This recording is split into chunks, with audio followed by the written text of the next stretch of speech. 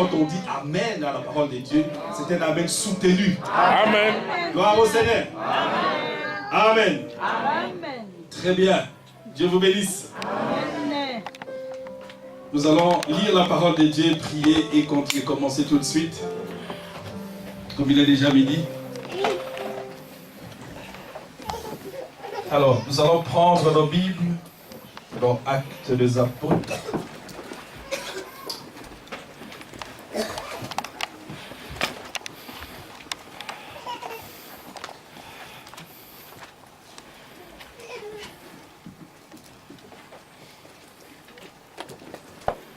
Actes des Apôtres,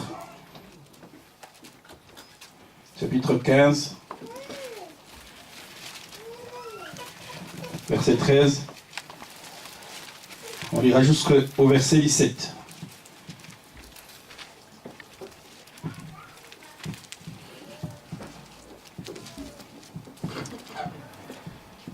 Lorsqu'ils eurent cessé de parler, Jacques prit la parole et dit: Hommes, frères, écoutez-moi. Simon a raconté comment Dieu a d'abord jeté le regard sur les nations pour choisir du milieu d'elles un peuple qui porte son nom. Et avec cela s'accorde les paroles des prophètes. C'est donc qu'il est écrit: après cela je reviendrai et je relèverai de sa chute la tente de David. J'en réparerai les ruines et je la redresserai. Amen. Afin que le reste des hommes cherche le Seigneur. Amen. Prions le Seigneur. Dieu notre Père Céleste, comme des hommes, Seigneur, nous pouvons ouvrir ce livre, tourner les pages, faire la lecture, car cela, Seigneur, relève du fait qu'un homme a été à l'école et a appris à lire. Mais ce livre, oh Dieu, est un livre scellé. Mais nous savons que les sceaux ont été brisés. Aujourd'hui, Père, nous nous tenons devant toi, celui seul qui peut prendre le livre et en briser les sceaux, afin d'en révéler les contenus. Le seul qui a été trouvé digne, ton nom est Jésus. Père, c'est devant toi que nous nous tenons avec foi et croyons, Seigneur, que parce que nous sommes venus dans la présence du roi, honorés à la convocation que le roi a donnée, Père, nous avons foi que tu nous feras du bien. Amen. Que tu béniras chaque âme ici, Seigneur, parce que nous parlons du salut, et le salut est une œuvre de grâce qui ne vient strictement que de toi. L'homme n'a rien à voir là-dedans. Et tout ce que tu as prévu, comme nous venons de lire ici, Seigneur, ce qui avait été annoncé par la bouche des prophètes, tu l'as accompli. Amen. Seigneur, aussi vrai que tu accomplis ta parole, nous savons aussi, Seigneur Dieu, que parce que tu as une épouse élue prédestinée, tu as dit dans ta parole qu'ici, tu es allé dans les nations pour aller chercher, dans le peuple pour aller chercher une nation qui porte ton nom. Nous croyons, Seigneur, que tu l'as fait. Et nous voulons te remercier pour cela. Merci Jésus. Nous voulons te recommander entièrement, Seigneur, ce service. Et te prier d'être avec nous du début à la fin. Et que le Saint-Esprit fasse son œuvre au milieu de nous dans le nom de Jésus. Amen. Amen. Dieu vous bénisse. Amen. Vous pouvez vous asseoir.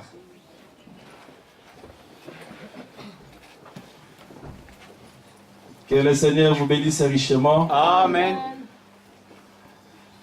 Je voulais remercier encore une fois mon pasteur pour le privilège qu'il me donne de parler à son peuple, à son église, et remercier le Seigneur pour cette grâce. Amen. Parce que nous vivons tous ensemble par la grâce de Dieu. Amen. Le fait d'être debout et de se tenir sur ses jambes, c'est un privilège et une grâce que chaque personne doit apprendre à apprécier. Et je remercie le Seigneur grandement pour ça.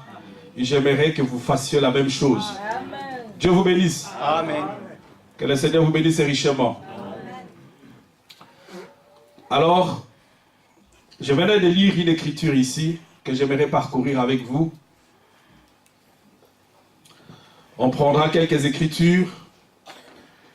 Évidemment, le pasteur m'avait demandé à partir de notre veillée de continuer à approfondir un petit peu la pensée qu'on avait ici effleurée pendant la veillée.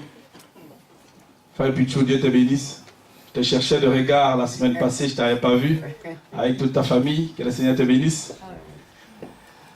Eh bien, donc, pendant la veillée, je disais qu'en fait, lorsqu'on arrive à la fin de l'année, chaque personne, comme chaque entreprise, comme chaque individu, quand tu as marché à un certain moment, tu dois t'arrêter pour faire le bilan de la marche que tu as menée, savoir plus ou moins là où tu es, et puis prendre un départ, soit que ça a été fructueux, le chemin que tu as parcouru, et tu continues l'expérience, soit parce que nous sommes des êtres humains, et notre vie humaine est enclin des faiblesses, c'est pour ça que nous sommes appelés humains.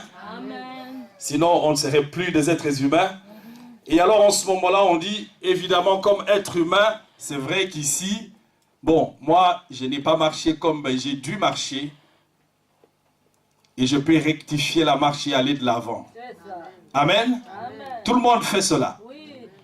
Vous aimez le Seigneur? Amen. Et donc, c'est dans ce but-là que Frère Branham dit que quand on arrive à la fin de l'année, le jour de veillée, eh bien, les gens à l'extérieur, ils fêtent à leur manière. Ils crient, ils tirent des coups de fusil, ils font des bruits, ils se réjouissent à leur manière. Mais les enfants de Dieu choisissent d'aller dans la présence du Seigneur. Amen. Pourquoi? Parce que pour nous, nous voulons témoigner à notre Dieu constamment notre reconnaissance, amen, sachant que si on est arrivé quelque part, c'est grâce à Dieu. Amen. Nous ne voulons pas faire comme le monde qui ne reconnaît pas qu'il y a un Dieu qui existe. Tout ce que nous sommes, c'est Dieu qui nous l'a donné. Amen. La vie vient de Dieu. Si tu as mangé, c'est Dieu qui t'a fait grâce pour manger. Si tu as eu de l'eau à boire, c'est Dieu qui t'a fait grâce. Et tout pour tout, tu as respiré, c'est par la grâce de Dieu. Parce qu'après, ça devient comme un automatisme. Ça va de soi. Mes frères, tu sais, une personne qui n'a jamais connu la faim, il ne sait pas qu'il y en a qui ont la faim. Il ne sait pas apprécier le fait d'avoir de la nourriture tous les jours. Une personne qui a toujours la santé n'apprécie pas, ne sait pas apprécier la vraie valeur de la santé. Mais ne sait que cette personne soit malade un jour. Amen. Il saura apprécier ce qu'on appelle la santé. Amen. Et les gens qui ont été malades une fois savent ce que c'est. Amen. Amen. Amen. Et si aussi longtemps qu'on est en bonne santé, nous voulons louer Dieu. Alléluia. Et lorsqu'on demande que Dieu nous donne la santé, ce n'est pas pour faire n'importe quoi. Nous voulons que Dieu nous donne la santé pour que nous puissions le louer, que nous puissions l'adorer et que nous puissions le glorifier. Comme disait David disait, ce ne sont pas les morts qui t'adorent. Est-ce que les morts te louent? Non. Mais ce sont les vivants qui doivent te louer. Alors donne-moi la santé pour que je puisse te louer. Il faut trouver une raison, une bonne raison pour laquelle tu demandes quelque chose au Seigneur. Amen. Donne-moi un avion. Bon, un avion pour t'amener où? Amen. Gloire au Seigneur. Mais demande une bénédiction de la part du Seigneur. Amen. Pour que cette bénédiction tu puisses la consacrer au Seigneur. Amen. Et nous aimons cela. Que Dieu vous bénisse. Amen. Et donc, il dit, nous venons en ce moment-là devant le Seigneur, non seulement pour remercier le Seigneur de ce qu'il a fait pendant l'année qui vient de se terminer, mais aussi, nous voulons respectueusement consacrer notre vie au Seigneur. Amen. Amen. Consacrer notre vie au Seigneur en prenant un engagement. Amen. Ah, vous allez dire, moi un homme, je vais prendre un engagement. Non, Dieu vous dit, prenez des engagements. Prenez un engagement envers le Seigneur. Et Dieu aime cela.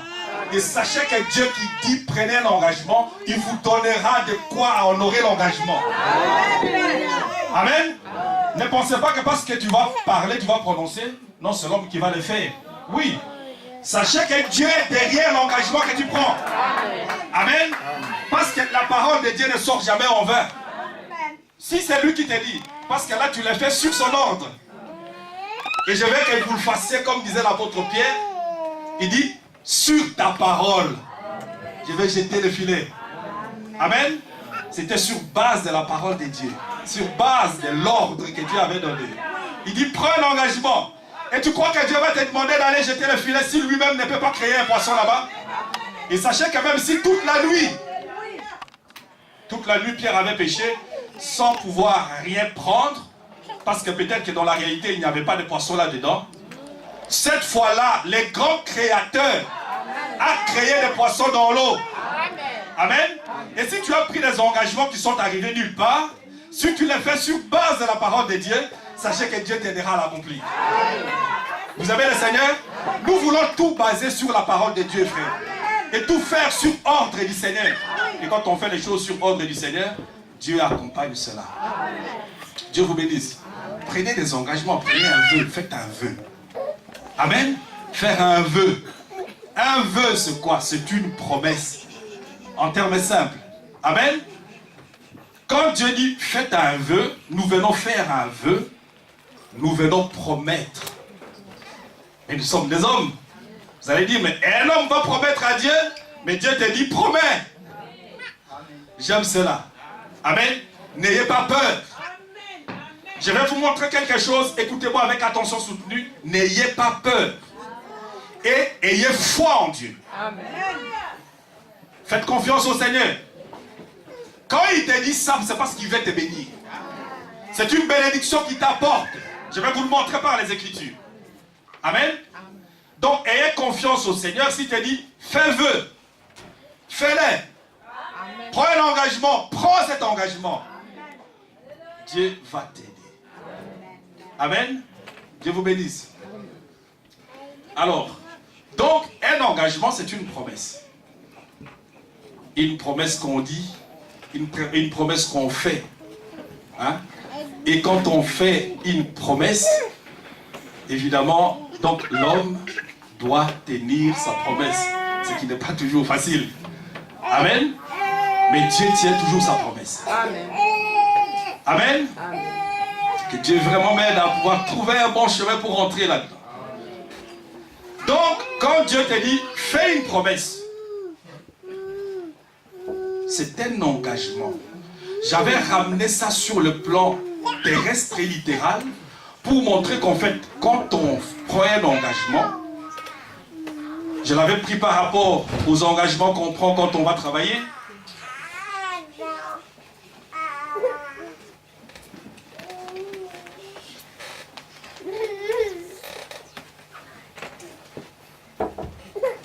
Amen. On prend un engagement, chaque engagement qu'on prend, je l'ai pris sous forme d'un contrat. Amen. Et vous savez que sur la terre ici, on prend un engagement. Cet engagement qu'on va appeler par exemple un contrat.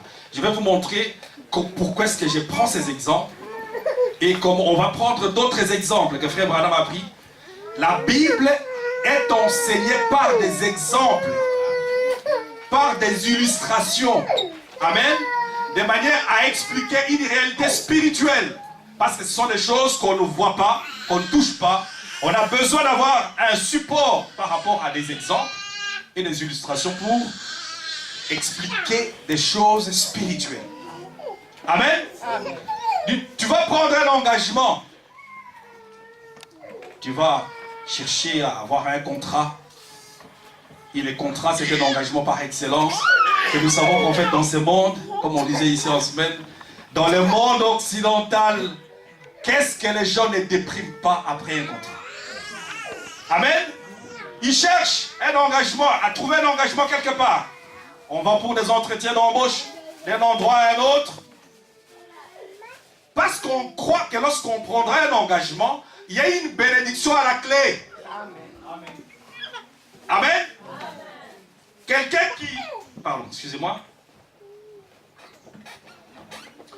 Quelqu'un qui va prendre un engagement, il sera lié par un contrat à travers l'engagement qu'il prend. Si c'est dans une entreprise, là il y a toujours deux parties. Amen. Il y a l'employeur d'un côté et puis il y a l'employé de l'autre côté. Nous sommes ensemble? Et dans cet engagement-là, les contrats que vous allez signer, les contrats est rempli de tout un ensemble de clauses, des articles, qui dit, voici à quoi l'employé s'engage. Amen. Et voici à quoi l'employeur s'engage. Amen. Et chacun est tenu de respecter sa part du contrat, sa part d'engagement. L'employé va s'engager à produire des services. Je parle des services parce que Frère Branham a parlé des services et je vais vous amener dans les services. Amen. L'employé va produire des services. Il va faire ça, il va faire ça. Et l'employeur s'engage à lui donner, payer une rémunération à la fin du mois. Amen. Parce qu'il n'y a pas de travail pour rien. Lorsqu'on travaille, et c'est la Bible qui dit, chaque travail mérite une récompense. Amen. Donc, lorsque tu t'engages, quand tu prends un engagement, tu essayes dans la mesure du possible de tenir tes engagements. Et vous allez voir, si quelque part, quand tu vas aller plus loin et que tu ne tiens pas tes engagements, l'employeur ici, il ne va pas te licencier tout de suite. Amen. Il va d'abord t'envoyer ce qu'on appelle un avertissement. Amen. Il va t'envoyer un avertissement. Bon, un avertissement et puis un autre avertissement. Et Frère Branham a prêché l'avertissement d'abord et le jugement suit. Amen. Amen. Donc, il y a tout un ordre logique à suivre. Et lorsque nous revenons ici de temps en temps, même si une partie du contrat nous ne l'avons pas honoré, mais nous venons ici pour avertir le peuple. De manière à ce que les gens reviennent, parce que lorsqu'un patron donne un avertissement, c'est tout simplement de l'esprit de restaurer ce qui a été décidé dans les contrats. Pour que la relation du travail continue. Amen. Et c'est là qu'on revient. Quand on revient, on dit, voilà ce que la Bible nous demande. Voici ce que le message nous enseigne, de manière à nous remettre sur le droit chemin et à continuer notre contrat. C'est une grande bénédiction pour nous que d'avoir la parole de Dieu. Amen. Et alors je disais qu'en fait, à la fin de chaque exercice, un exercice fixé par rapport à une période de référence, l'homme recevra sa récompense, c'est-à-dire son salaire et sa rémunération. Mes frères, si les hommes, si la société des hommes peuvent se rendre justes au point de pouvoir payer à une personne qui va travailler ici sur la terre, vous croyez que Dieu ne le fait pas? Amen. Si Dieu vous demande de vous engager, sachez avec certitude qu'il vous paye. Amen. Et Dieu est un patron qui paye avec beaucoup d'intérêt. Amen. Je vais vous montrer par les Écritures, frère. Dieu paye avec beaucoup d'intérêt. Il a dit, si un homme prend la décision de quitter, amen, à cause de mon nom, s'il quitte son père, sa mère, sa femme, ses enfants, ses terres, ses maisons, il dit, dans ce siècle-ci, il lui recevra au centuple. Et au-dessus de cela, il vous donne la vie. Amen. Est-ce que nous sommes ensemble? Mais nous sommes ici préalablement pour la vie éternelle. La priorité, c'est la vie éternelle. On est ici pour la vie éternelle, frère. Et nous cherchons la vie éternelle, parce qu'en cherchant la vie éternelle, Dieu vous donne tout par-dessus. Nous sommes ensemble? Un contrat, un engagement. Amen. Et donc, chaque engagement, en fait, est dans la réalité un investissement. Vous savez cela? Chaque engagement, c'est un investissement. En fait, sur le plan économique, c'est exactement la même chose. Quelqu'un qui trouve un contrat, c'est exactement comme quelqu'un qui va aller placer de l'argent dans une banque. Exactement la même chose. Mais ici, ce sont des services, tu vas aller prester des services et on va te les payer. Amen. Vous savez, un investisseur, ce qu'il fait. J'essaie vraiment de vous parler de ça pour reposer mon esprit et entrer dans le message. Amen. Un investisseur, qu'est-ce qu'il fait? En fait, un investisseur, ce qu'il fait, c'est qu'il va soit créer une entreprise, il va aller investir dans une entreprise qui existe, et cette société sera soit une société de services. Amen. Mais lui, il a investi son argent pour que d'autres personnes viennent faire des services et que ces services-là lui produisent un bénéfice.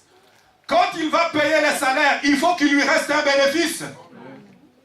Il n'y a pas d'entreprise ici où les gens vont simplement faire des entreprises juste pour ne rien gagner. Ça n'existe pas.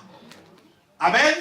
Ah, il n'y a qu'un peu les CPS, parce que les CPS là, ils cherchent tout simplement à être en équilibre.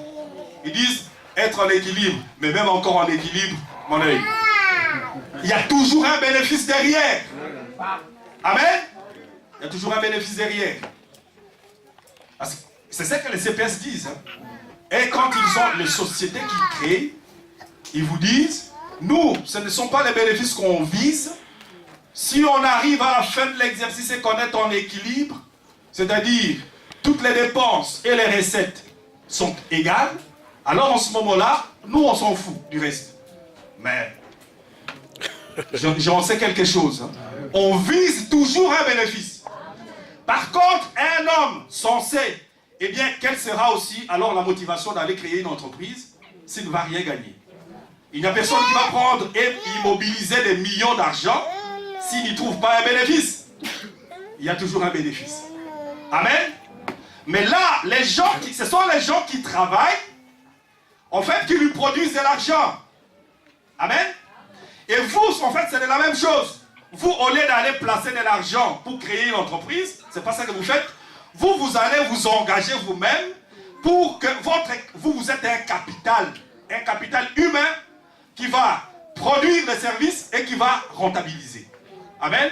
Et à la fin de l'exercice, on va vous payer tout ce que l'employeur passe par, il lui perçoit en vendant les services que vous produisez et en retour, il paye ses employés. Là, vous les produisez directement et on vous les paye. Nous sommes ensemble? Donc, c'est un investissement, un contrat.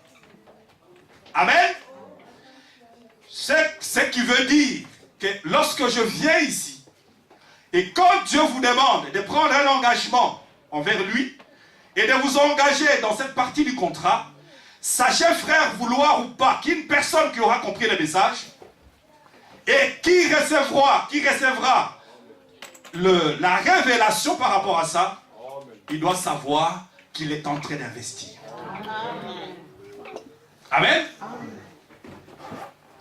Vous êtes en train de faire un investissement avec le Seigneur. Et c'est toujours difficile de comprendre au départ. Et croyez en fait, ici dans la société des hommes, quand vous vous levez le matin, vous allez travailler, vous levez le matin, vous allez travailler. Peut-être qu'au départ, quand vous allez y aller, vous n'allez pas, ce n'est pas les premiers jours que vous serez payé, n'est-ce pas? Hein? Vous allez aller peut-être un mois complet. Et à la fin du mois, eh bien, quand ça rentre là, comme dit ma femme, bon, je vais travailler, mais à la fin du mois, je souris.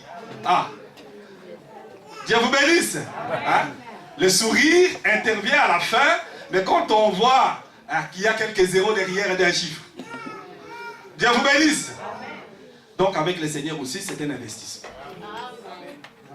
Donc chaque engagement que Dieu vous demande de faire, de prendre avec lui, même si vous ne le comprenez pas tout de suite, c'est un investissement que vous faites. Un investissement que vous allez devoir rentabiliser. C'est là où je vous dis, Dieu vous a donné la force et l'énergie. S'il vous donne la force pour le louer, vous prenez cette force-là, vous gardez.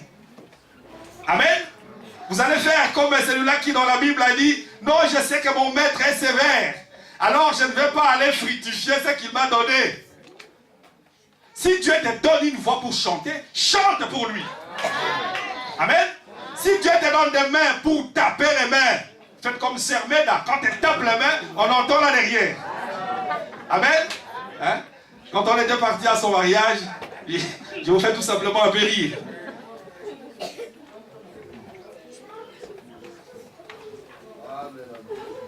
Quand on est parti dans son mariage, à son mariage, hein, à sa dot. Donc il y a aussi mariage coutumier aussi.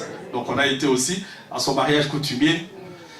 C'est vrai qu'il faut préciser toutes ces différentes parties. Je parle de ça parce qu'on parlera un petit peu du mariage pour illustrer ce dont on parle. On est allé alors, eh bien, mais il y a beaucoup de gens qui sont là, qui étaient dans la famille et qui parlaient, mais ils ne viennent pas à l'église, ils ne savent pas ce qui se passe à l'église. Amen. Alors, ils nous ont piégés avec les affaires. Il faut donner de l'argent pour que la femme vienne et tout ça. Et on a ramené toute une bande de filles, comme on fait toujours. Hein? C'est toujours pour agrémenter la soirée. Hein? Pour agrémenter la soirée, donc on a ramené une bande de filles et puis on dit choisissez.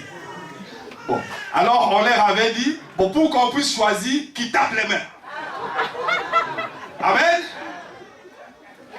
On leur avait dit maintenant, oui, on va choisir, mais qui tape d'abord les mains. Alors, la première a tapé les mains, on a dit non, non, c'est pas ça. Amen.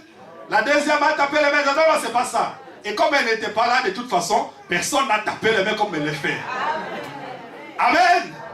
Donc, une référence. Que le Seigneur vous bénisse. Tapez les mains pour le Seigneur. Alors. Alors, Seigneur Jésus. Dieu aime cela. Amen. Que le Seigneur vous bénisse. Donc, lorsque Dieu vous donne, Dieu vous a donné un capital que vous avez. Il vous a donné la force et l'énergie. Et vous allez prendre toute cette énergie, vous restez à la maison. Il faut mettre tout cela au profit. Il faut placer. Amen. Il faut investir l'énergie que vous avez. Si Dieu vous donne un don, il faut que ce don soit au service du Seigneur. Amen. Amen. Dieu ne vous a pas donné un don pour que vous puissiez rester avec ça. Amen. Et regardez tout ce que Dieu t'a donné alors que Dieu t'a placé ici pour le louer et pour l'adorer. Qu'est-ce que tu as fait de tout ce que Dieu t'a donné? C'est ça la question qu'il faut se poser. Qu'as-tu fait de tout ce que Dieu t'a donné?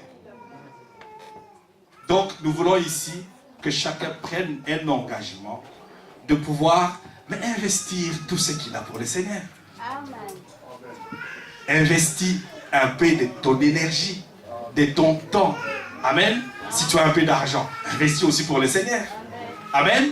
Si tu sais chanter, tout ce que tu sais faire, fais-le, mets-le à profit pour Dieu. Amen.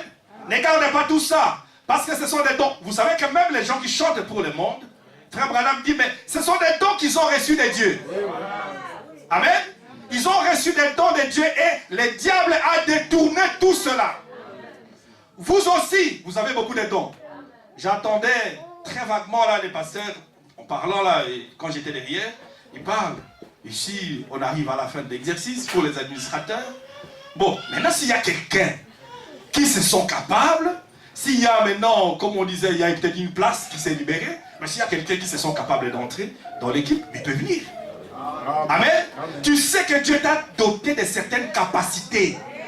Parce que vous savez quand même gérer l'argent, gérer les choses du monde, s'occuper de la maison du Seigneur, c'est une bénédiction aussi. Amen. N'attendez pas toujours que les autres s'occupent.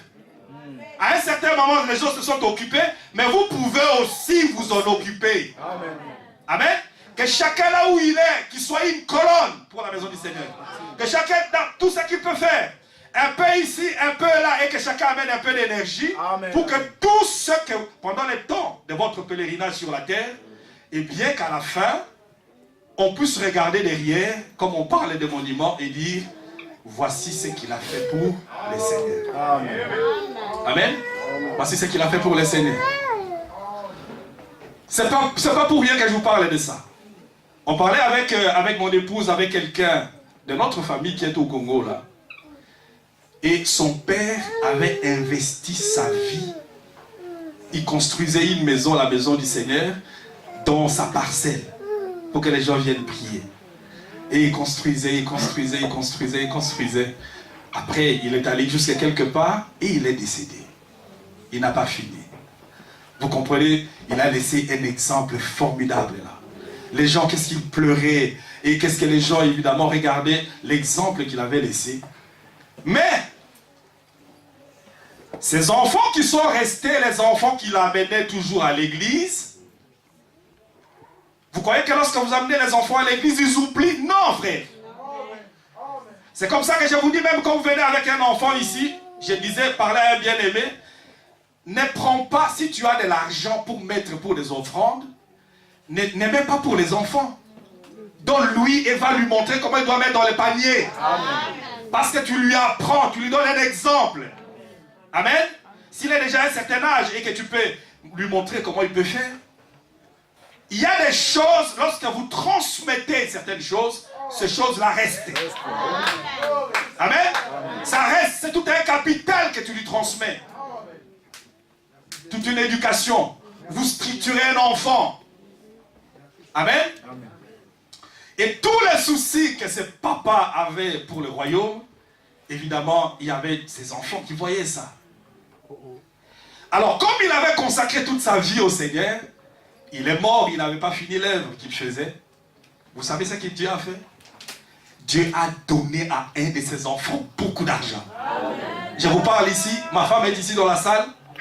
Dieu a donné à un de ses enfants beaucoup, quand je vous dis beaucoup d'argent, il y a des bénédictions qui suivent des enfants à partir en fait du comportement des parents. Amen. Parce que parfois vous voyez, il y a certaines choses, l'héritage, quand on voit l'héritage de certaines personnes, si l'héritage peut passer à travers plusieurs générations, la malédiction peut passer, la bénédiction aussi passe.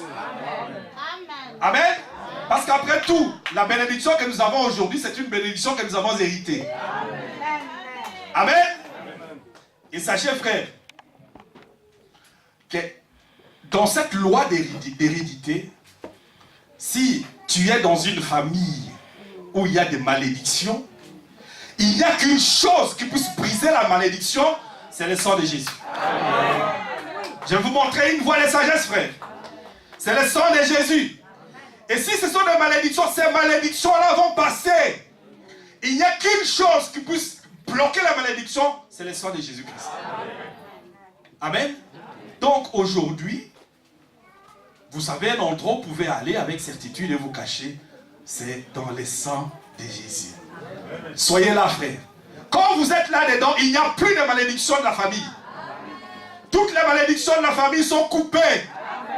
Amen. Et si vous êtes une personne qui fait du bien, sachez que tout ce que vous faites là va suivre les enfants. Amen. Dieu vous bénisse. Amen. Et vous savez, son fils a eu beaucoup d'argent. Beaucoup d'argent. Et le premier désir de son fils, c'est de faire une bonne maison, une belle maison, terminer ce que son père a fait et de faire ça d'une manière splendide. Amen. Et puis après, comme sa mère était restée, elle a posé la question à ta maman. Maman, est-ce que tu es content de ce que j'ai fait?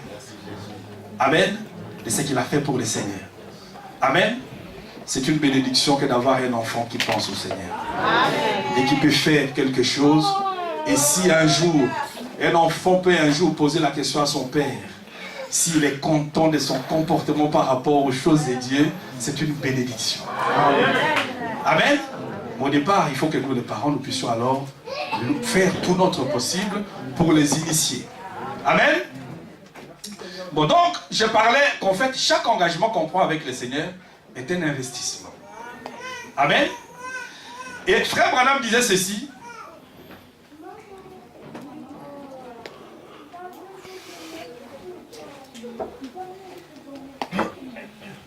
Excusez-moi, mais j'ai un petit voile dans mes yeux, je ne sais pas pourquoi. Seigneur vous bénisse. Frère Branham disait ceci. Il disait, dans la prédication, les investissements, au paragraphe 54, il dit ceci. Il y avait un homme appelé Nicodème. Il avait vu quelque chose de vrai en Jésus. Amen. Il avait vu quelque chose de vrai en Jésus. Frère, vous savez, lorsqu'on vous présente les messages, et comme je disais ici le vendredi, ce n'est pas parce que les gens nous ont parlé ou les gens nous ont poussé dans les messages. Le message ici, nous avons vu qu'il y a quelque chose d'authentique là-dedans. Amen. Amen. C'est pas on vous pousse. Non. C'est que jusque-là, vous savez pas, quand on parle de William Branham, nous ne parlons pas de l'homme. Vous comprenez? Nous ne parlons pas de l'homme. Quand on voit la colonne de feu qui est là, on sait que cette colonne de feu, c'est Jésus. Ce n'est pas un homme. Et quand on voit ce qui a été accompli dans sa vie, on sait que ce n'est pas un homme qui soit capable d'accomplir ça. Amen. On a vu quelque chose de différent et de particulier dans cet homme de Jésus. C'est pour ça que nous le suivons. Il est un homme particulier. Il est différent. Amen. Et nous voulons, frères, et nous vous disons, chaque personne qui est prêt à faire une expérience interpersonnelle avec lui, verra exactement tout ce que les autres qui ont fait des expériences avec lui. Amen. Et il dit c'était un vieil homme, un grand homme dans son organisation. Vous savez, il voulait faire un investissement, car il désirait la vie éternelle. Vous aimez le Seigneur? Il désirait la vie éternelle. Nous ne venons pas ici pour autre chose que pour la vie éternelle. Amen. Amen.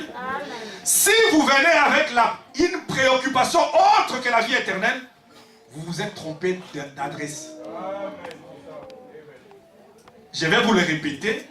Si vous venez de chez vous ici avec une préoccupation autre que la vie éternelle, ce n'est pas à la bonne adresse que vous êtes. Amen. On est ici pour la vie éternelle. Et quand on parle des autres bénédictions, ce sont des bénédictions qui suivent. Amen. On est ici pour la vie éternelle, frère. Et tout ce que nous voulons que vous compreniez, c'est que l'énergie que vous avez investie ce matin en venant ici, il faut que ce soit pour la vie éternelle. Amen.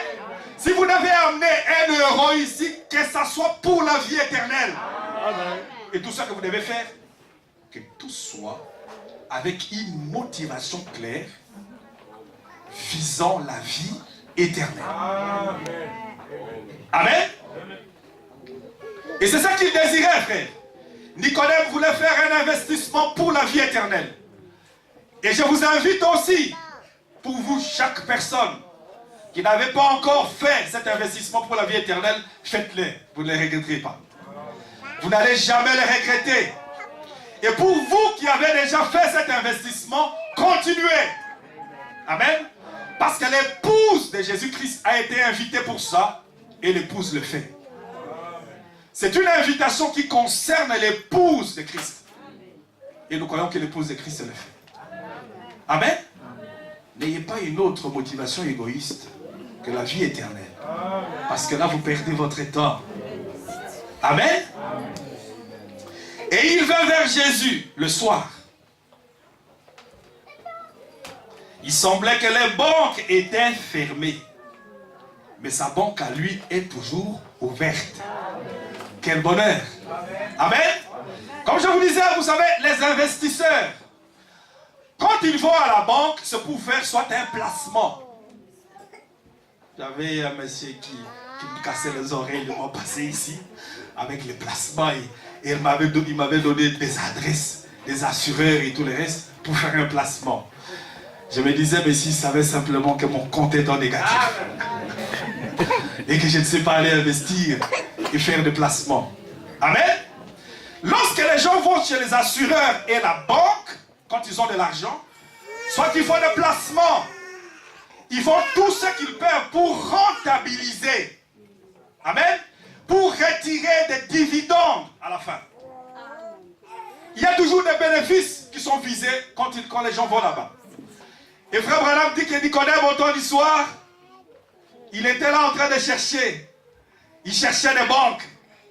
Mais en ce moment-là, les banques étaient déjà fermées. Vous comprenez de quelle banque on parle, hein? Amen. C'était au temps du soir. Il a circulé. Il y avait peut-être une banque ici appelée presbytérien. Peut-être une autre banque là appelée d'un autre nom. Amen. Mais toutes ces banques-là étaient fermées par rapport à la vie éternelle. Amen. Parce que son investissement visait la vie éternelle. Et alors, il dit, lui, il vint vers Jésus, il semblait que les banques étaient fermées.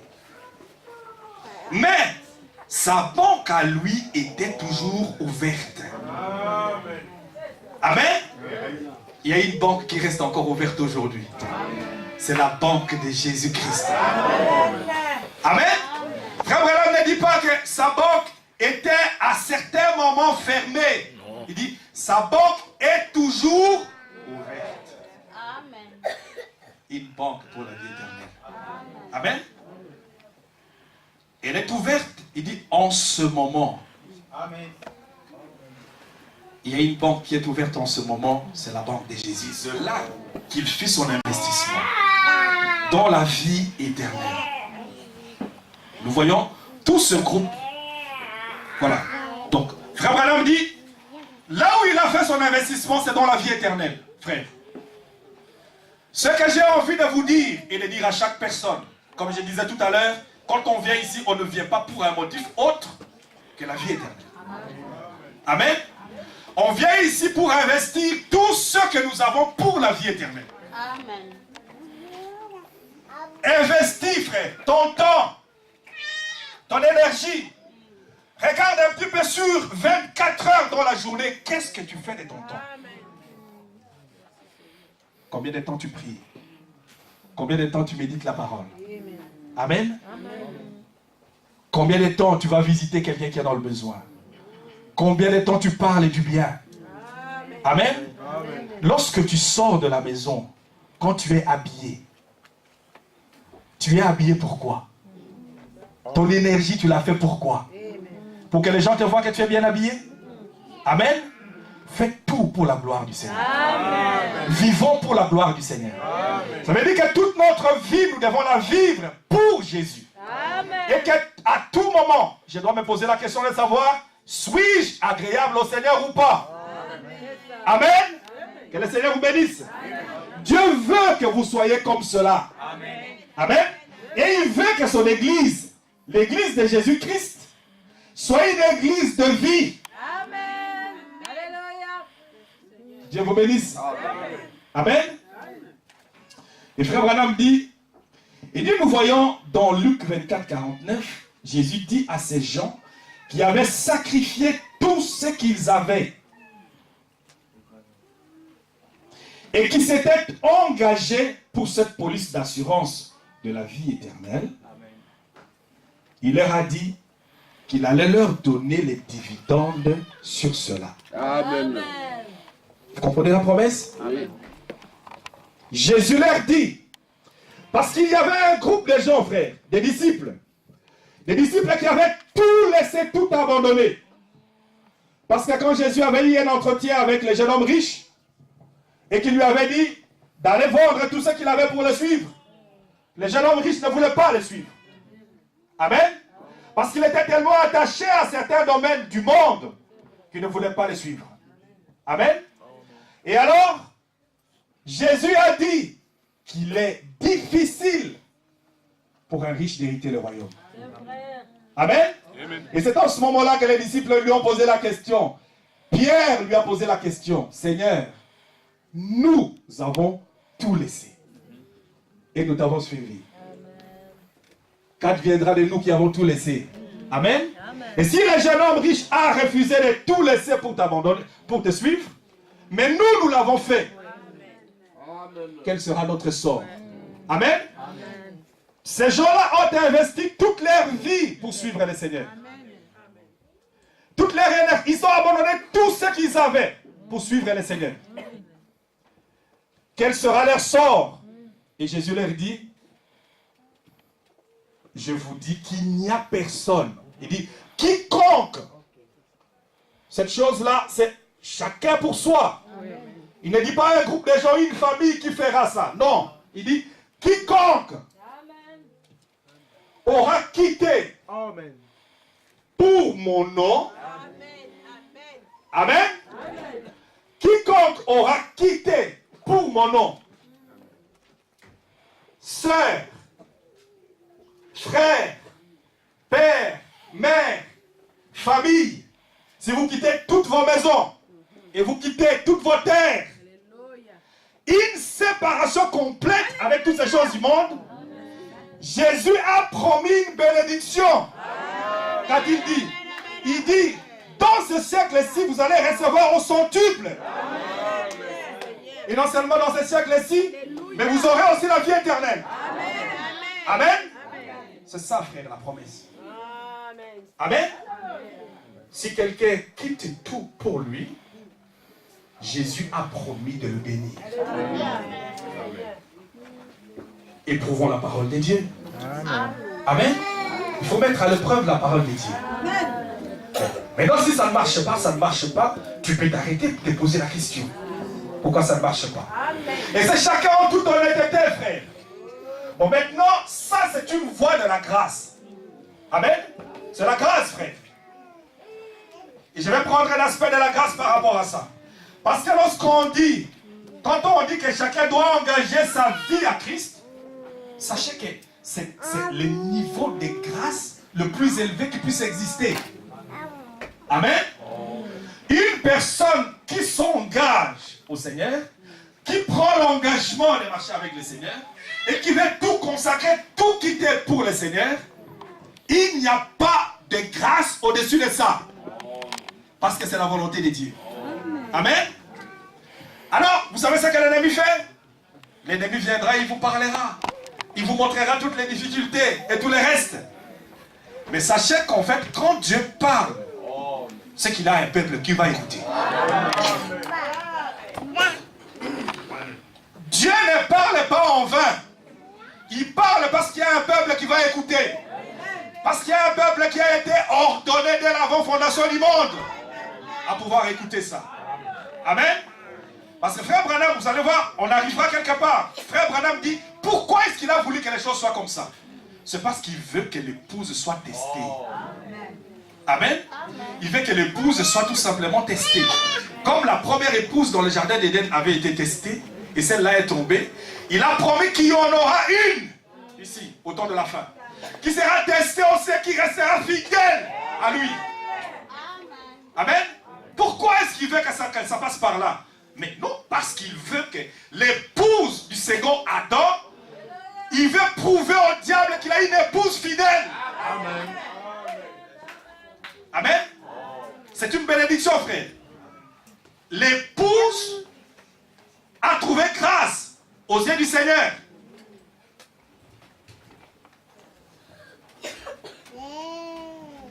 Est-ce que nous sommes ensemble? Amen. Je vais revenir sur cette partie-là après. Mais sachez, une pensée majeure, c'est que quand Dieu te demande d'engager ta vie, de t'engager à lui, en fait c'est lui qui te cherche. Et c'est la grâce de Dieu. Et il a ordonné dès l'avant avant que le monde soit. Amen. Comme on avait lu ici, vous savez, tout est ordonné dans les temps. Dieu a marché avec Israël. Et puis, il avait ordonné qu'à un certain moment, il va tourner le dos à Israël pour aller chercher parmi les nations une épouse. Amen. Et cette épouse, il lui parle. L'épouse lui donne sa vie. S'engage à la parole. S'engage à lui. Et ça, c'est la grâce de Dieu. Et ça relève de la prédestination. Et chaque partie, à chaque moment, dans l'histoire du temps, de l'existence, Dieu est parti d'un peuple à un autre, d'une dispensation à une autre. Et nous sommes ici dans la dispensation de l'épouse. Et cette dispensation va être finie. Amen. Ça va arriver à sa fin. Amen. Et là, il revient C'est la grâce de Dieu qui vous parle. C'est la grâce de Dieu qui vous interpelle. Et c'est la grâce de Dieu qui vous dit, vous avez marché. Si vous avez marché et qu'il y a des choses qui n'ont pas marché, rentrez dans l'ordre. Parce qu'il veut marcher avec vous. Amen. Et c'est la grâce de Dieu. Et Dieu est destiné à prouver au diable qu'il a une épouse. Qu'il a une épouse quelque part. Qui veut prendre sa parole au moins et marcher avec. Amen. Parce que nous avons quelqu'un qui est très jaloux. C'est le diable. Il ne vous aime pas. En fait, mon problème ici par rapport à lorsqu'un enfant de Dieu sort de la ligne de la parole, ce n'est pas vous. Et j'aimerais que vous compreniez bien ça. Ce n'est pas vous. Mais il y a quelque chose, c'est qu'il y a un ennemi, il y a un diable. Celui contre qui nous voulons diriger toutes nos armes. Et c'est celui-là qui ne vous aime pas. Il fera tout pour vous sortir de la ligne de la parole. Amen. Pour que vous ne suiviez pas la parole, de manière à ce que lui, en revanche, par rapport à du fait qu'il a été chassé, qu'il sait que son temps est compté, lui, tout son problème, c'est se jeter sur la poursuite, poursuivre les enfants de Dieu et essayer complètement de les détacher de la parole de Dieu. Amen. Et il dit ceci, il s'était engagé pour cette police d'assurance de la vie éternelle. Il leur a dit qu'il leur a donné, qu'il allait leur donner les dividendes sur cela. Il dit, bon, mais pour avoir vos dividendes, débarrassez-vous de toutes vos différences. Cessez de faire des histoires du fait que vous êtes grec, orthodoxe, et baptiste, presbytérien et autres, noirs, blancs et tout le reste. Toutes ces différences-là. J'apprécie énormément, frère, le fait que, vous voyez, lorsque quelqu'un a un problème, il faut l'assister. Il faut assister une personne qui est en difficulté. Ça, c'est la vie chrétienne. Amen. Comme les bien-aimés sont partis et d'autres personnes qui sont allées voir la sœur Brigitte. Ça, c'est la vie chrétienne.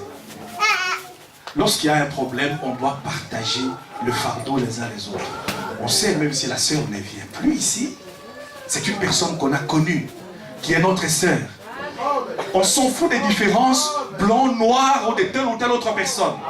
Il est clair que la Bible nous oblige que quand tu as la possibilité de faire du bien, tu commences par le tien. Nous sommes ensemble? Tu commences par le tien. Mes frères, allez voir quelqu'un qui est dans le problème, qui a besoin. Mais ça, vous avez des moyens sans limite. C'est pas comme de l'argent. Amen. Faites du bien aussi longtemps que vous pouvez faire du bien, faites-le. Consolez les gens qui sont dans le besoin. Partagez avec les gens qui sont dans le besoin. Faites du bien aussi longtemps que vous saurez faire du bien. Amen. Faites du bien. Nous sommes ensemble?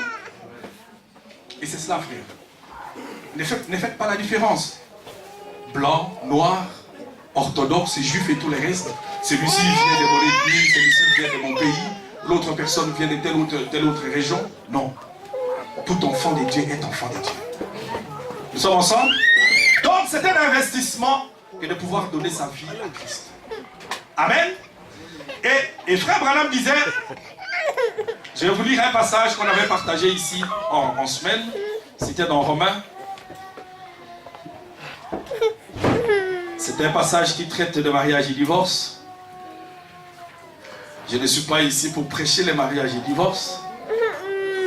Et frère Branham, quand il a prêché, il n'a pas prêché le mariage et divorce. Amen.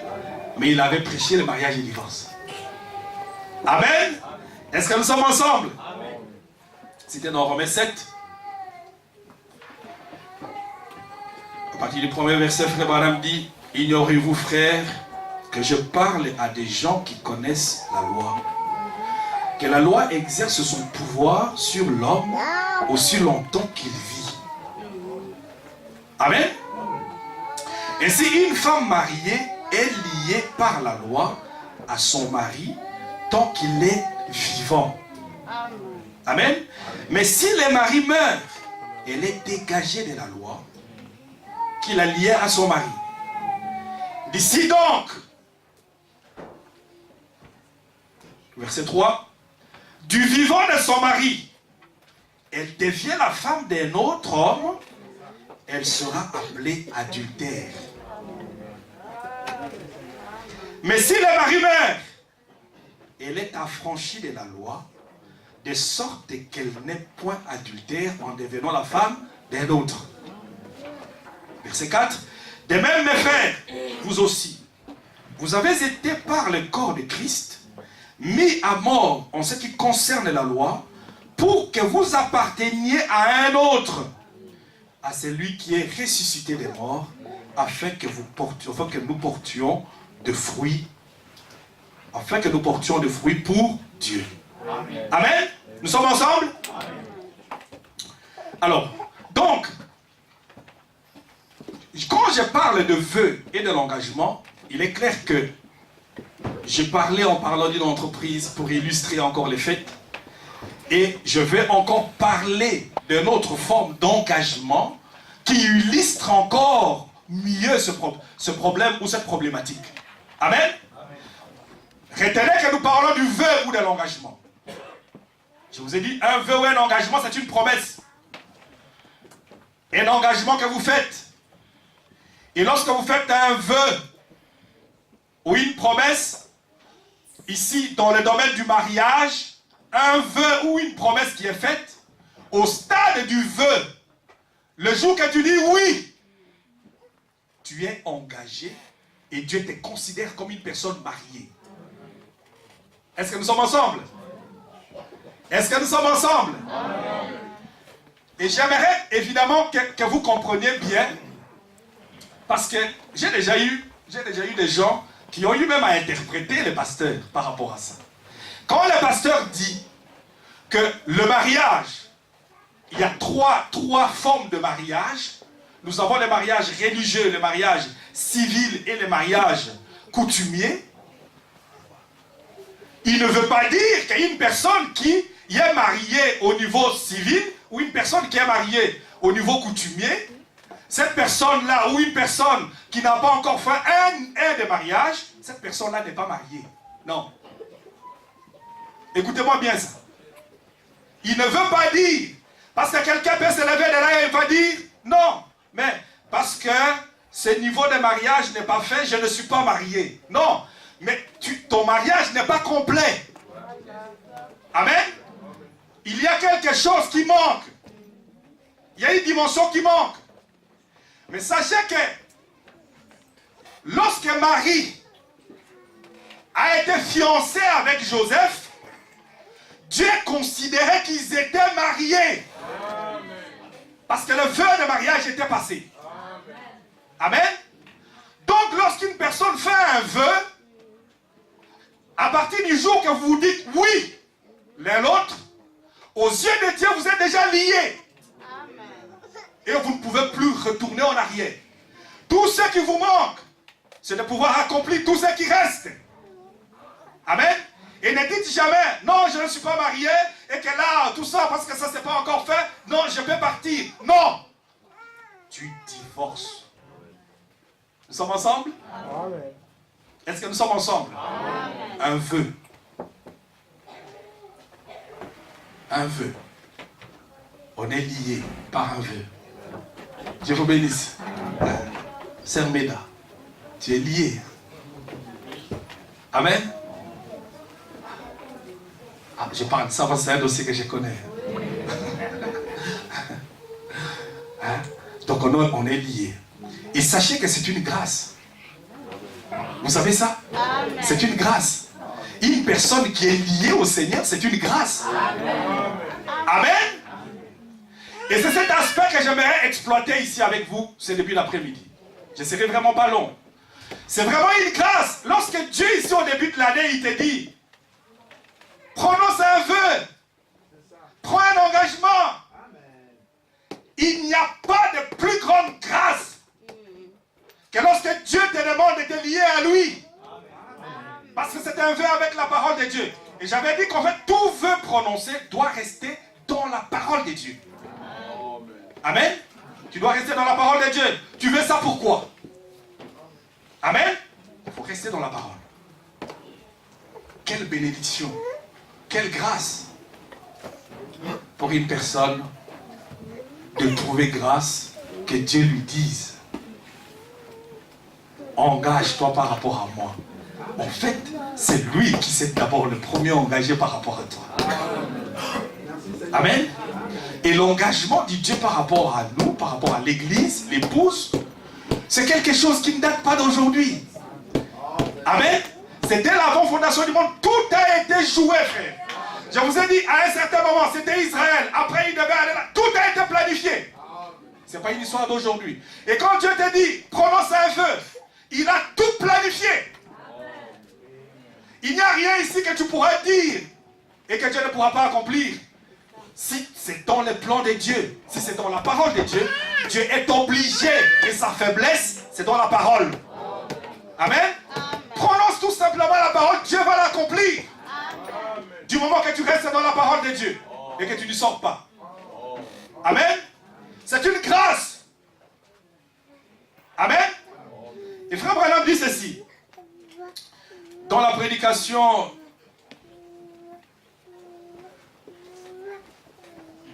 l'union invisible,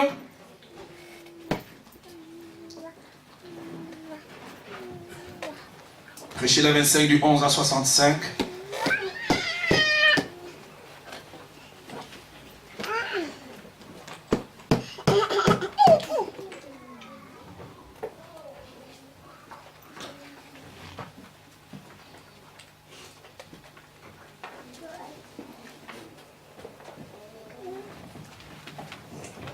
Madame dit, au paragraphe 25, donc après avoir lu les passages qu'on vient de lire ici des Romains, Madame dit, Paul ici dans les Écritures donne une illustration de la loi et de la grâce. Amen. Je n'avais jamais pensé qu'en fait, que là c'était la prédication par rapport à la loi et à la grâce. Amen. Lorsque l'apôtre Paul parle du mariage, il prêche la loi et la grâce. Quand il parle de l'engagement, il parle de la loi et de la grâce. Amen. Quand il te demande de faire un vœu, d'être engagé par rapport à la parole de Dieu, c'est la grâce de Dieu, frère. C'est la grâce du Seigneur. Amen. Parce qu'au départ, qu'est-ce que l'homme pense? Mais l'homme va penser peut-être aux difficultés qu'il aura sur les chemins, peut-être à telle ou telle autre chose. Mais tout ça, c'est du diable. C'est le diable qui te fait réfléchir à tout ça. Dites-moi, frère, les jours, je m'imagine qu'on avait dit que, bon, je ne sais pas comment les choses sont allées, mais que Mathilde devait s'engager au prince, qui était prince Philippe. Vous pensez que pour elle, elle devait réfléchir beaucoup? Et je crois qu'il y a beaucoup de personnes, évidemment, qui aimeraient être à sa place. Amen. Il y a beaucoup de personnes qui aimeraient être à sa place, qui auraient voulu être à sa place. Mais elle devait prendre la décision de s'engager au prince, qui est devenu roi. Amen. Mes frères, si vous regardez la chose sous cet angle-là, nous savons que pour elle, et pour toutes les personnes qui la connaissent, et toutes les personnes qui la côtoient, qui auraient voulu être à sa place, mais ça a été une des formes de grâce la plus élevée qu'elle aurait eue ici en Belgique peut-être. Amen. La grâce d'être appelée épouse du prince, épouse du futur roi. Amen. Et chaque engagement que Dieu vous demande dans la parole n'a qu'une finalité. La finalité de la vie éternelle, c'est pour qu'un jour vous soyez avec lui pour toujours. Amen. Amen. Donc c'est la grâce du Seigneur, frère. Quand Dieu vient vers toi et qu'il te demande de tout abandonner, de tout laisser pour gagner la vie éternelle et pour avoir tout au centuple sur la terre, c'est une des formes de grâce élevée. Et c'est une grâce souveraine. Et je crois qu'en fait, pour tous ceux qui répondent et qui ont répondu présent à cet appel, un jour, comme disait Frère Branham, quand on sera là-bas, on chantera la grâce étonnante. Amen. Grâce étonnante, grâce étonnante. Dieu t'aime. Amen. Mais il y en a un qui ne t'aime pas. C'est le diable.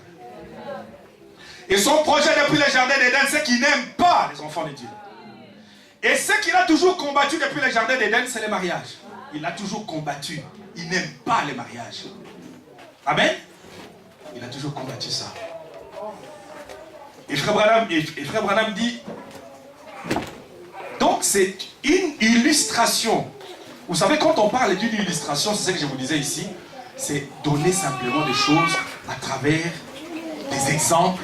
Hein, des exemples pour expliquer quelque chose de tout à fait peut-être difficile à comprendre. Amen.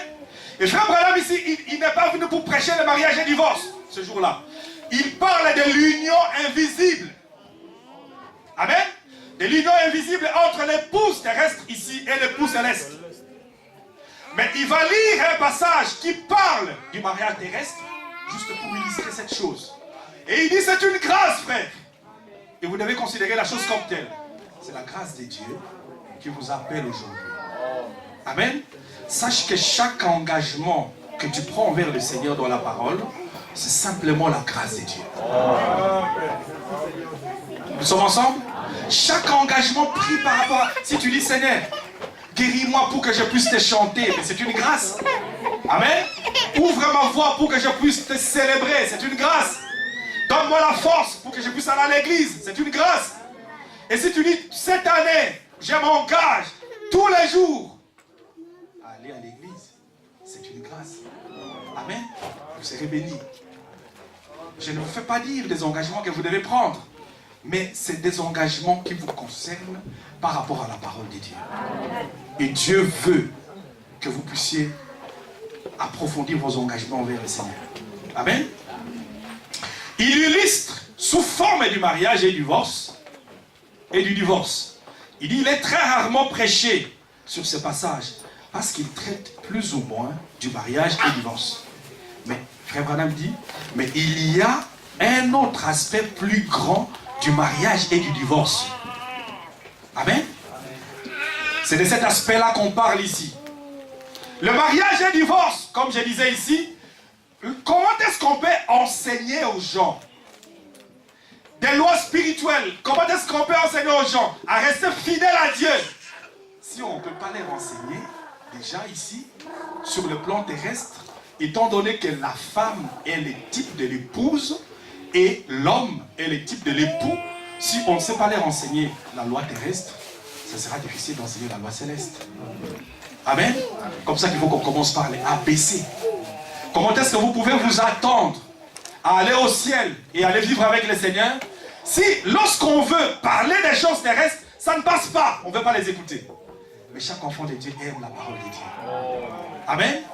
On aime la parole de Dieu, frère. Il y a un aspect plus grand du mariage et du divorce. C'est de cet aspect qu'on veut parler. Il essaie de mettre de l'ordre pour montrer que nous, en tant qu'Église, ne pouvons pas plus être mariés au monde et en même temps à Christ. Et pour autant rester dans la légalité. C'est un problème de légalité. Amen. L'apôtre Paul disait, il dit, je parle aux gens qui connaissent la loi. Aussi longtemps qu'une femme mariée, aussi longtemps que l'homme avec qui elle est mariée est vivant, il ne peut pas sortir du lien de mariage et aller se remarier. Amen. Si elle se remarie, elle vit dans l'adultère. Ça, ce n'est pas du lait. Amen. Surtout dans le monde dans lequel nous vivons aujourd'hui, frère. Le monde occidental et le monde moderne. C'est un monde où tout s'est défait. Tout s'est fait aujourd'hui, ça s'est défait le lendemain, tout s'est défait. Mais Frère Branham dit, regardez ce que vous voyez sur le naturel, c'est exactement ce qui se passe sur le spirituel. Si aujourd'hui, les gens ne veulent plus vivre et continuer la vie, c'est exactement la même chose qui se passe dans l'église. Et le diable a amené tout cela dans l'église. Amen. Les diables amenaient tout cela dans l'église. Mais la lumière a jailli. Amen. La lumière du temps du soir a jailli. Je vais vous dire ceci. Vous savez, comme l'apôtre Paul, frère Branham avait prêché ce message, j'aimerais baliser les choses. Frère Branham avait prêché le message sur le mariage et le divorce. Il avait dit ceci. Il est parti. Quand il est parti, Dieu lui avait donné une parole de grâce. Amen. Dieu lui avait donné une parole de grâce. Vous croyez que Dieu parle à son prophète? Amen. Et qu'il lui parle pour vous et moi? Amen. D'abord, je commence par l'apôtre Paul et je vais arriver au prophète parce que c'était exactement ce qui s'est passé au temps biblique. L'apôtre Paul a prêché le mariage et le divorce et l'apôtre Paul a prêché tout ce que Jésus avait prêché, plus ce que Jésus lui avait révélé. Amen. Écoutez-moi bien. Parce que Jésus avait prêché le mariage et le divorce dans Matthieu. Il a prêché, il a beaucoup prêché sur le mariage et le divorce. Mais il y a des aspects que l'apôtre Paul a prêché que Jésus n'a pas prêché. Amen. Si vous voulez, si un jour Dieu le permet, que le pasteur me le permet, je peux vous lire tout ce que Jésus a prêché par rapport au mariage et le divorce et ce que l'apôtre Paul a prêché. Et quand l'apôtre Paul a dit, ça ce n'est pas le Seigneur, c'est moi. Vous croyez qu'il y a une contradiction dans les Écritures? Amen.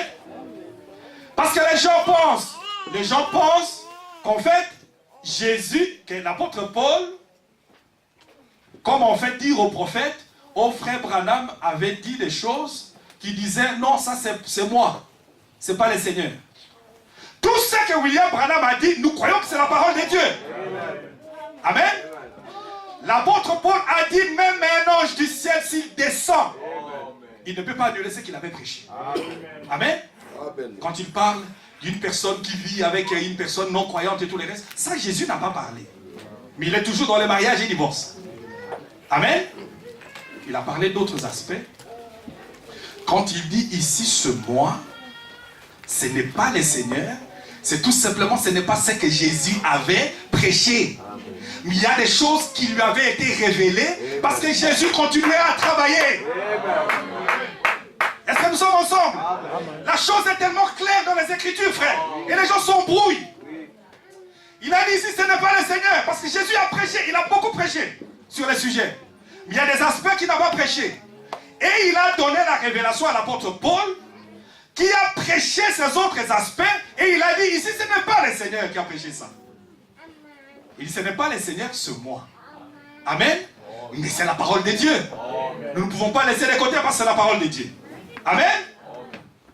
Et donc, de la même manière, Jésus aussi a donné à son prophète aussi une parole de grâce. Amen. Et nous croyons que c'est en ordre par rapport à la parole de Dieu. Lorsqu'une personne va accepter la parole de Dieu, Dieu l'accepte telle qu'elle vient dans la parole. Amen. Amen. Dieu l'accepte telle qu'elle vient dans la parole de Dieu. Mais quand tu as écouté la vérité, tu ne peux pas te détourner de la vérité pour faire autre chose. Amen. Si tu as été marié et tu t'es remarié, que tu es venu, tu as crié à la parole de Dieu, Dieu ne te tient pas rigueur par rapport à ce que tu as fait pendant le temps d'ignorance. Parce que tu ne le savais pas. Mais de venir briser l'union pendant le mariage, pendant que tu as crié au message, là il y a quelque chose qui ne va pas. Parce que frère Branham dit en aucun cas. Nous sommes ensemble? Je vous répète, je ne prêche pas le mariage et le divorce, mais j'aimerais amener l'aspect plus grand dont l'apôtre, dont frère Branham parle ici, de notre union avec Christ. Amen. Mais il y a quelqu'un qui n'aime pas ça, c'est le diable. C'est lui notre ennemi. C'est lui que nous voulons pointer aujourd'hui ici. C'est lui notre ennemi. Il ne nous aime pas. Il n'aime pas les enfants de Dieu non plus. Il vous fera croire que c'est un corvée hein, de suivre la parole de Dieu. Que c'est un... et il va amener toutes sortes d'idées. Juste pour vous détacher de la grâce. Amen. Et pourtant c'est une grâce, frère. Tout ce que tu peux promettre au Seigneur, c'est une grâce. Amen. La grâce du Seigneur. Amen. Ah, ça, c'est un os. Amen. Mais c'est la parole de Dieu. Dieu aime ça. Il dit l'église, nous ne pouvons pas plus être mariés au monde et en même temps à Christ. Et pour autant rester dans la légalité. Voilà. Il dit, nous ne pouvons pas en même temps, une personne, frère, qui reçoit les messages, qui reçoit la parole de Dieu, il ne peut pas vivre la mondanité et vivre avec Christ. Amen. Tu ne peux pas suivre deux chefs en même temps. Tu vas arriver à un moment où il va aimer plus l'un que l'autre. Amen. Et on ne peut pas prendre la mondanité pour l'amener dans l'église. L'homme doit faire le choix et la décision. Amen. Soit de prendre la parole et de marcher avec la parole, ou soit de prendre le monde et d'aller avec le monde. Mais on ne peut pas aller et avec le monde et avec la parole. Parce que vous êtes embrouillés, frère. Amen. Le temps est venu, frère. Le moment est venu où c'est lui qui prend la décision, doit prendre la décision, soit de Dieu ou du monde. Dieu n'aime pas qu'on soit ni chaud ni froid. Frère Branham dit c'est la position la plus inconfortable. Hein? C'est lui qui ne sait pas où il doit aller. Bon, si on dit à gauche, c'est à gauche. Si c'est à droite, c'est à droite. Non. Parce que Dieu aujourd'hui, il voudrait prouver au diable qu'il a des gens capables de prendre la parole et de marcher avec la parole. C'est le but du test. Et il laisse l'ennemi. Pourquoi laisse-t-il l'ennemi entrer pour vous tester? C'est juste qu'il veut montrer à l'ennemi qu'il a, malgré la condition dans laquelle le monde se trouve aujourd'hui, il y a encore des gens qui peuvent lui faire confiance. Amen. Et vous savez, frère Branham avait prêché les dieux de cet âge mauvais. Amen. Les dieux de cet âge mauvais. Et pendant que le Dieu de cet âge mauvais est en train d'influencer le monde, il a choisi que ce soit en ce moment-là qu'il amène le message de grâce. Amen. Pour prouver au monde que malgré que le Dieu de cet âge mauvais est en train d'influencer le monde, il y a encore des gens capables qui pourront prendre la parole de Dieu et marcher avec la parole. Amen. Et ça, c'est de la prédestination. C'est une église prédestinée dès l'avant fondation du monde. Ça ne dépend pas de ce que l'on veut, mais ça dépend de celui qui a le besoin. Amen. Il a donné tous les moyens à l'homme, frère. La mort de Jésus-Christ a donné la capacité que nous cherchons. Ce n'est pas de l'homme.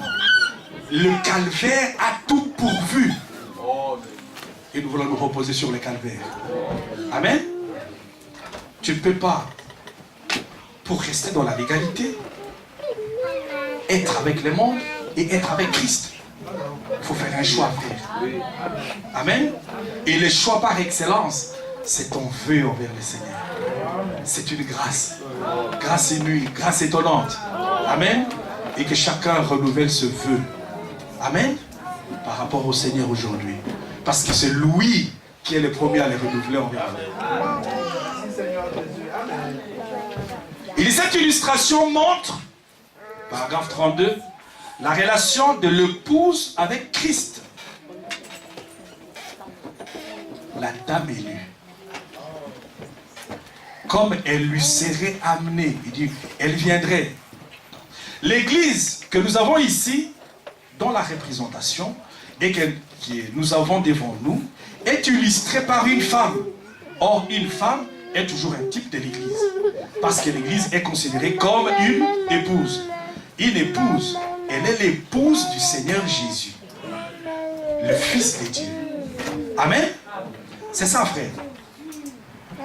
Donc une femme, aussi longtemps que ton mari est vivant, si tu as été marié, Dieu dit que contracter un autre mariage du vivant de ton mari, tu vivras pendant ces temps-là dans l'adultère.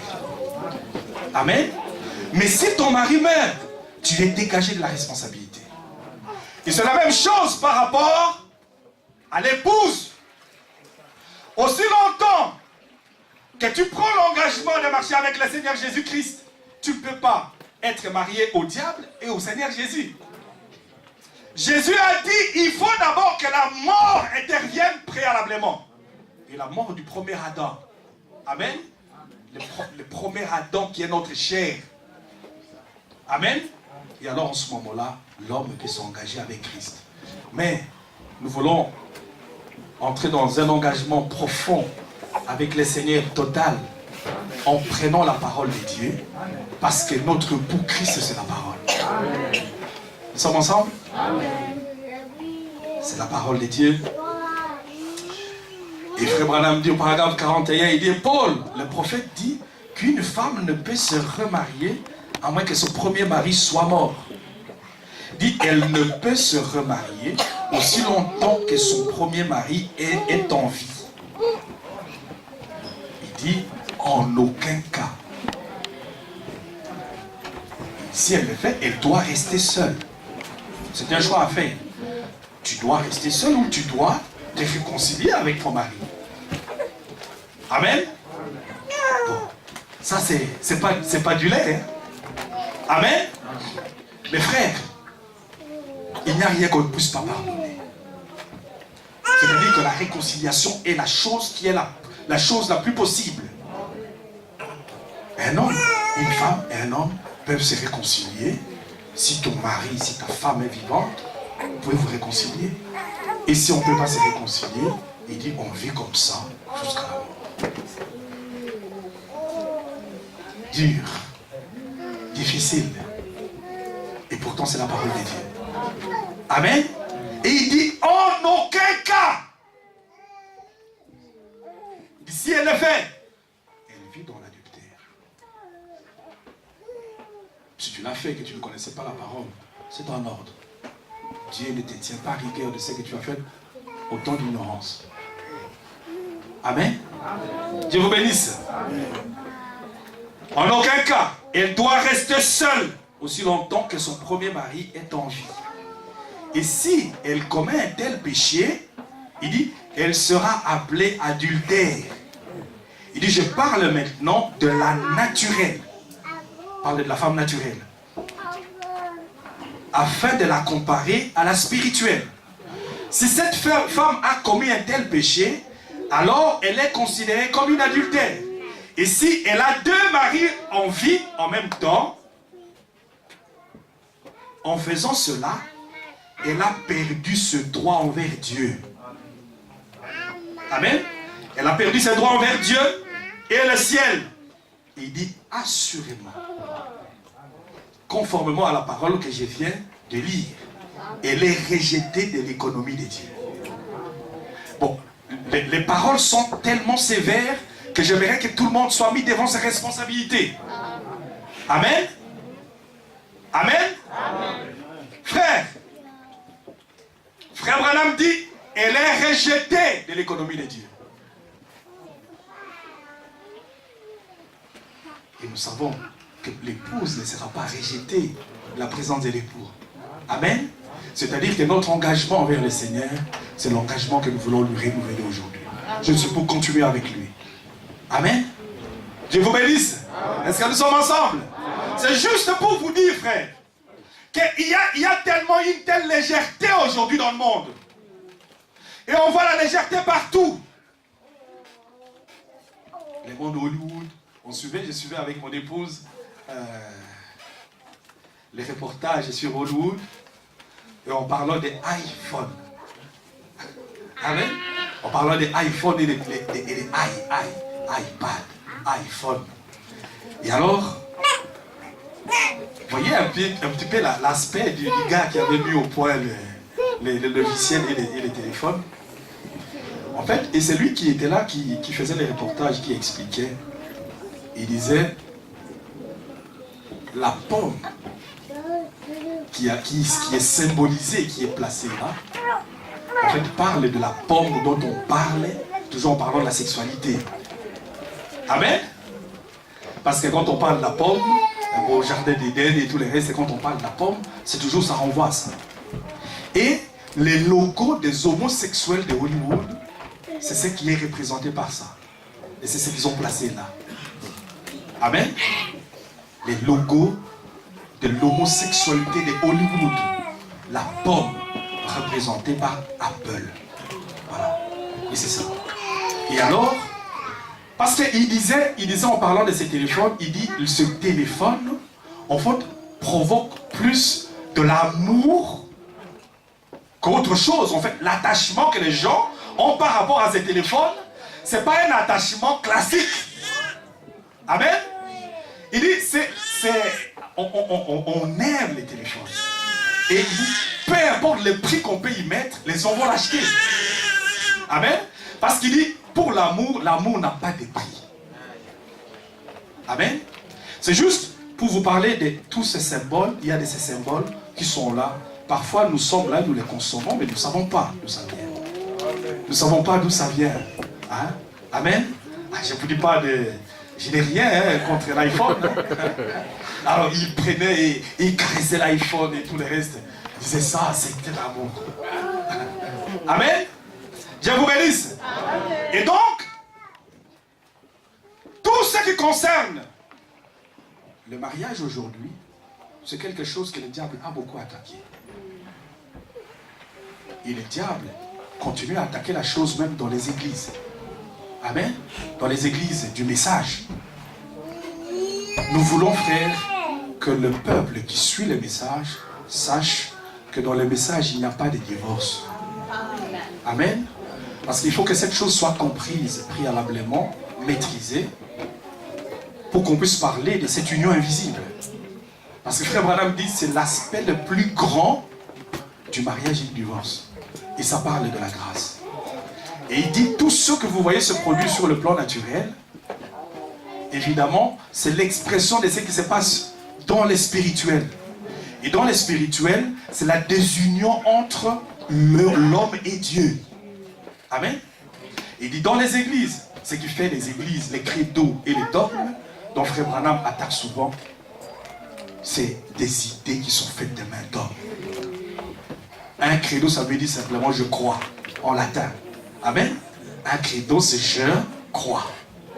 Et je crois, ça peut entrer dans l'église du message. Qu'est-ce qu'on croit? Il faut que tout ce qu'on croit soit le reflet de la parole. Amen. Et si frère Branham avait attaqué les credos, qui sont devenus même comme une récitation, maintenant c'est une récitation dans les églises. Hein. Et dans les églises dénominationnelles, on prend et puis on récite. Je crois à ça, je crois à ça. Et en fait, ce qu'il récite, on récite tous les jours un dogme. C'est-à-dire un ensemble de choses, des croyances auxquelles on s'attache. Amen. Il faut que tout ça, il faut que ça soit la parole de Dieu. Et nous n'avons pas besoin de croire à quelque chose d'autre ou de pouvoir confesser notre croyance à des choses qui n'ont rien à voir avec la parole de Dieu. C'est pour ça que frère Branham était si opposé au credo et au dogme. Parce qu'il veut que l'église soit attachée à la parole. Amen. Donc il faut que tout soit soutenu par la parole de Dieu. Est-ce que c'est la parole de Dieu qui l'a dit? Pour que ça ne soit pas le fruit de l'invention humaine. Amen. Je vais avancer un petit peu ici, je vais m'arrêter. Et frère Branham dit, au paragraphe 42, il dit, il en est de même de l'église. Lorsqu'elle essaie de mêler des credos et des dogmes à la parole de Dieu, elle ne peut être mariée à une dénomination et être l'épouse de Christ en même temps. Elle doit être morte pour l'un ou pour l'autre. La loi le dit, il y a beaucoup d'ordonnances. Voilà, je vais laisser ça. Il dit, elle ne peut être mariée à une église à credo mondain et être l'épouse de Christ. Parce que l'un va à l'encontre de l'autre. Amen. L'un va à l'encontre de l'autre. Les deux ne vont pas dans la même direction. Amen. Et chaque fois que, quand vous avez l'Esprit de Dieu, si quelque chose n'entre pas dans la parole de Dieu, de toute façon, quelqu'un qui a le Saint-Esprit ne prend pas. Amen. Le Saint-Esprit ne les prend pas. Et c'est naturel et c'est spontané. Amen. Parce que les deux s'opposent. Il y a une opposition entre les deux. Il dit l'un va à l'encontre de l'autre. Amen. Et nous voulons rester avec la parole de Dieu. Amen. Nous voulons rester avec la parole de Dieu. Maintenant il dit, maintenant souvenez-vous, vous dites, eh bien, nous croyons à ceci et nous ne croyons pas à cela. Si vous êtes mariés à Christ, Christ est la parole de Dieu. Dans Saint Jean, au premier chapitre, il dit, au commencement était la parole, et la parole était avec Dieu, la parole était Dieu. Et la parole fut faite chair et habita parmi nous. Christ est la parole vivante. Amen. Vous aimez le Christ? C'est la parole vivante, frère. C'est pas un credo, c'est pas quelque chose qui a été fait de main d'homme, ou c'est pas quelque chose de mort. Christ est vivant. Il est le même hier, aujourd'hui et pour toujours. Ce qu'il a été par le passé, c'est ce qu'il est aujourd'hui. Et c'est ce qu'il sera toujours tous les temps. Amen. Si l'homme s'approche de Dieu sur les mêmes bases que les hommes du passé se sont approchés, il aura le même résultat. Amen. Nous sommes ensemble? Alors, il dit maintenant, en tant que femme, si elle est mariée à Christ la parole, elle ne peut être mariée à une église dénominationnelle en même temps, car elle est déjà liée par le mariage. Elle ne peut vivre avec deux maris en même temps. Ils sont en opposition l'un l'autre. Il le répète encore pour la deuxième fois. Vous voyez? Donc c'est justement, je voulais justement vous... que pour cette année qui commence, alors que nous sommes tous devant le Seigneur et nous reconnaissons le bienfait du Seigneur envers nous, nous savons que nous avons été dans les faiblesses, certes. Dieu nous reparle, juste pour que nous puissions revenir sur le droit chemin et que nous puissions aller de l'avant. Ça peut sonner comme une contrainte, et pourtant c'est une grâce. Celui qui s'attache au Seigneur est d'un même esprit avec lui. Et cette personne-là goûte à la grâce de Dieu. L'ennemi n'aime pas les enfants de Dieu. Il a toujours combattu, et tout ce qu'il a toujours fait, c'est de pouvoir détacher les hommes de Dieu et de la parole. Mais nous voulons que chaque personne prenne la décision de se rattacher, de se raccrocher à la parole de Dieu. Amen. Soyez rattachés à la parole de Dieu, en dépit de tout ce qui peut arriver. Et tout ce qu'on peut vous proposer d'autre, qui n'a rien à voir avec la parole, vous détache de la présence du Seigneur. Amen. Et restons là. Et nous savons que c'est la grâce du Seigneur. La grâce qui a une finalité, c'est la vie éternelle. La vie qui fera que l'homme vive éternellement avec Dieu, l'épouse de Christ. Et nous savons que cela, ce n'est pas ce que l'homme fait ou ce que l'homme a pensé. C'est ce que Dieu a ordonné dès la fondation du monde. Et personne ne pourra l'arrêter. Dieu a un peuple à qui il parle. Amen. Et frère Branham dit que s'il le fait, c'est pour prouver à l'ennemi qu'aujourd'hui, il y a encore un peuple qui est capable de prendre la parole de Dieu et d'aller de l'avant. C'est comme ça qu'il laisse l'ennemi tester pour détacher, chercher à détacher l'homme de la présence de Dieu. Vous aimez le Seigneur? Que le Seigneur vous bénisse.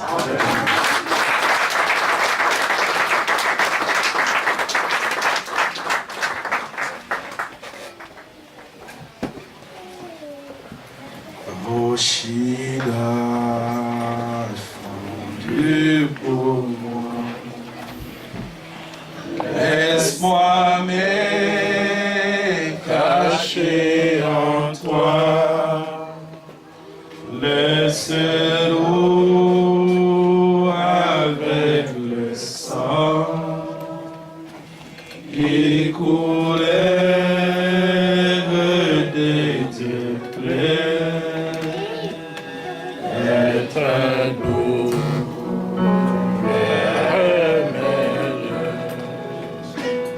Sauver mes rendre plus